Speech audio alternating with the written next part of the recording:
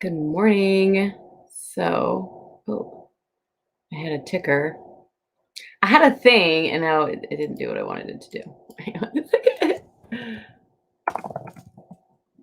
The fun of being my own producer. Yeah. You ever have those mornings where it's like, oh, wait a minute. What I want to talk about today is important. And that's what I want to talk about. Okay. So I want to talk about the price of commitments. And basically, commitments have not always been my best friend. My word of the year is commitment. And it doesn't mean that, like, I think that I always thought if I'm not committed, I'm being lazy or I'm flaky, or I made up all these negative stories about myself. Where the reality is, I thought that commitment, this is so simple when I break it down. I thought commitment really was attached to my feelings. There was no time in my life earlier that I heard or was on a frequency where commitment I never got that it had nothing to do with my feelings. And in hindsight, it probably would have served me a lot because I was thinking about my college career. It took me 20 years to get my degree. And I went for the first time when I was 17, my first year of college. I was 17 after I graduated high school. I was supposed to be a theater major. It was very overwhelming for me. And I ended up majoring in partying. I was really good at socializing and partying. And I made the decision when I got home. I don't think my parents would have sent me back anyways, but I made the decision to not continue. And then a couple years later, I went to community college. And everyone kept telling me to go for a business degree. And I was working in business at the time. I started working when I was 18. I mean, just after I got out of college. I had really good jobs actually, made a good amount of money. And everyone's like, go for a business. And I was like, no. And this is how I fed my artist for 20 years. While I was in corporate, I was actually going to school all the time, putting myself through school and going for whatever the F I wanted, which included fine arts, theater, all the things that people were like, don't waste your money on a degree in that. That's what I did. But what came with that was a huge struggle. I did not necessarily apply myself to my drawing classes, to my painting classes, a couple painting classes. Um, and what it was is that, like, there was this commitment inside me that I knew I got to have my degree, which I also waffled with a lot, but also this commitment of, like, I get to do this for myself. So when I went back in my mid-30s to finally finish my bachelor's degree, I kept coming back to creative writing. And, my friend Julie was like, "You should just go for the creative writing, like, you keep coming back to this." I was like, "Yeah, I should." So here's the point of the story is that the commitment was always there for me to finish my degree. I just took a lot of different ways to get it. Not only was I committed to finishing my degree, I was committed to feeding my artist. And the school that I chose in the end, Antioch, which they have satellite campuses all over the country, I decided to go on the online version. It it made my artist explode, you guys. It's one of the reasons I'm sitting here today. It's one of the reasons that I'm sitting here as an entrepreneur, committed to changing lives. It just took me a while to get there. So the commitment was always there, even though I didn't feel great all the time. I failed out of a ton of classes. It cost me a ton of money, quite honestly, but the commitment was there. And I wish I had known at some point that the commitment was all I needed. I didn't need anybody else's opinion. I didn't need to be perfect, you know? I think about a movie class I took. It was awesome, and I failed out of it.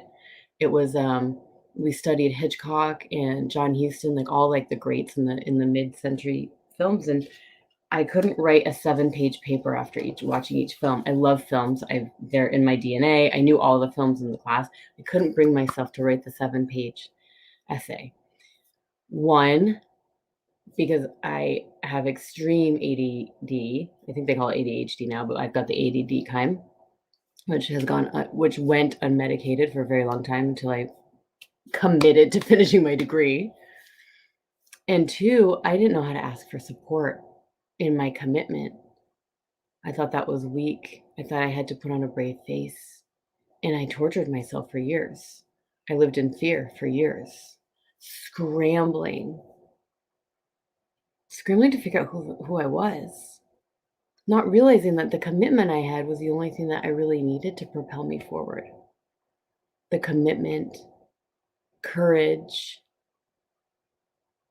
and confidence that it's okay to ask for support.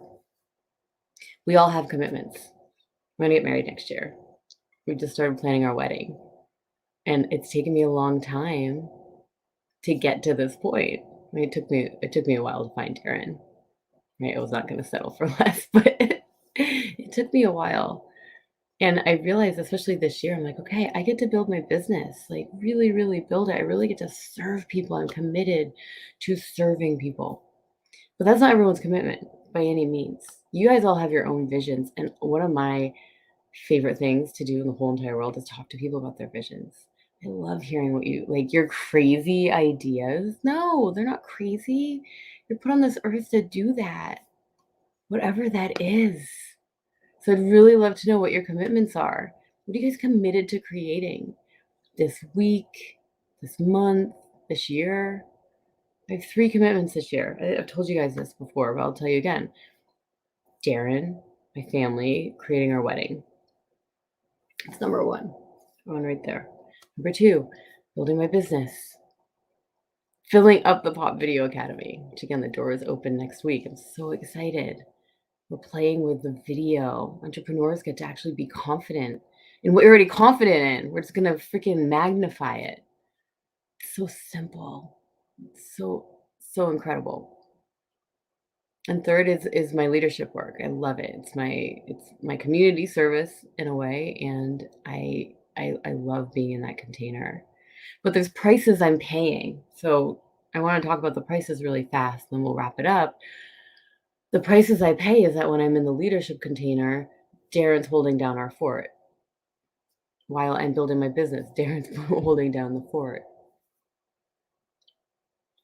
You know, I can't go and travel all the time as much as I want to. I don't have time to like just talk to friends as much because I'm focused on the 3 things. So when you're committed to your vision, to your thing, whatever that is, know that there's prices to pay. Know that you're not gonna have as much time to watch TV. Like, I make time for it because that's my time with Darren, but I don't if there's something else happening, I don't have time to do that.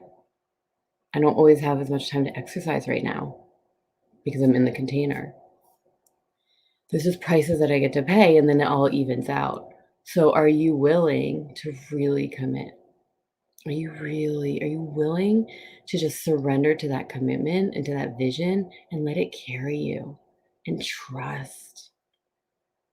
Because as I look at my life, which hasn't been that long, I'm only 40, I'm still young, but I look back and I'm like, wow, and my 20s could have been so much easier for me if I just had the courage to lean into my creativity way more. If I just and I wasn't not being courageous, by the way. Like I was surrounded by creative people. I was like as a band promoter for a while. Like I was doing that on my own, like all my friends, like I would promote I would actually I booked a couple shows and promoted them. Like there were pieces that I was like always feeding my artists, but it was never like the main focus. It was never my commitment, even though my underneath it all, my intention was always to be an artist because that's what I am. But I pretended to be all these other things.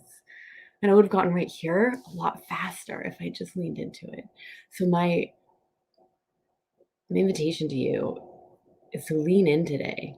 Lean into whatever that commitment could be. And I'd love to hear what the commitment is. So please comment below, heart and like this if this is jiving with you. And as always, I am open to talk.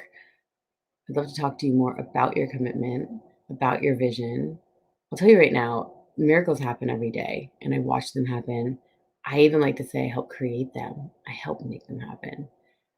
So I'm going to pop the calendar link in here as I always do.